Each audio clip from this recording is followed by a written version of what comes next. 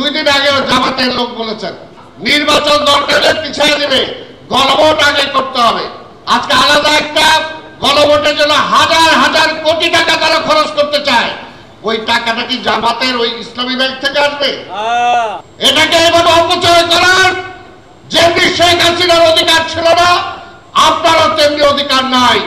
ওই উপদেষ্টা 2-1টা আছে, তারা সাথে সাথে জিজি হুজুর হুজুর করতে থাকে। আমরা কিন্তু এখনো ধমক দেই নাই। ইউনূস সাহেব মনে রাখেন, বিএনপি কিন্তু ভাইসা আসে নাই। আমরা দিল্লিকেও মানি না, পিন্ডিকেও মানি না, আমাদের দেশ বাংলাদেশ। অতীতে আমরা দেখেছি বিএনপি হলো এই দেশের মুক্তিযোদ্ধাদের দল, মুক্তিযুদ্ধের দল। বিএনপির কারণে স্বাধীনতা রক্ষা পেয়েছে, গণতন্ত্র ফিরে পেয়েছে, আধিপত্যবাদী শক্তির হাত থেকে এই দেশকে রক্ষা করেছে। এই কারণেই আধিপত্যবাদী শক্তির পক্ষে যারা আছেন তারা চায় না বিএনপি ক্ষমতায় আসুন। পরিষ্কার কথা, এই কারণে তারা নির্বাচনকে ভয় পায়, জনগণের ম্যান্ডেট দিতে ভয় পায়, বলে এইটা হবে না, এইটা করতে হবে। 2 দিন আগেও জামাতের লোক বলেছেন যে না, নির্বাচন দরকারে পিছিয়ে দেবে, গণভোট আগে করতে হবে। আমাদের মহাসচিব তো বলেছেন গণভোটের কথা আমরা আগে বলি নাই, তারপরে বলছেন ঠিক আছে গণভোট হোক, নির্বাচনের একই দিনে জাতীয় নির্বাচন যেদিন হবে সেদিনই গণভোট হোক, অসুবিধা কি? তা আপনাদের অসুবিধাটা কি হয়? কি কারণে চান না? কারণটা কি? কারণ বাংলাদেশের মানুষকে নিয়ে তারা চিন্তা করে না। আজকে আলাদা একটা গণভোটের জন্য হাজার হাজার কোটি টাকা তারা খরচ করতে চায়। ওই টাকাটা কি জামাতের ওই ইসলামী ব্যাংক থেকে আসবে? মানুষের পকেটের টাকা, মানুষের ট্যাক্সের টাকা।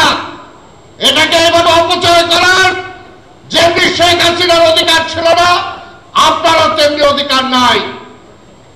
আর যখনই তারা বলে ওই উপদেষ্টা 2-1টা আছে, তারা সাথে সাথে জিজি হুজুর হুজুর করতে থাকে।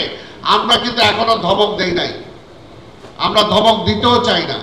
কারণ আমরা চাই না রাষ্ট্রের আরেকটা সমস্যা আসুক, আমরা সমস্যার সমাধান চাই। এই কারণে অনেক কিছু ছাড় দিয়েও আজকে বিএনপি নির্বাচনে যেতে চায়। তারপরে যদি ধৈর্যের পরিচয় দেখতে চান, ইউনূস সাহেব মনে রাখেন, বিএনপি কিন্তু ভাইসা আসে নাই।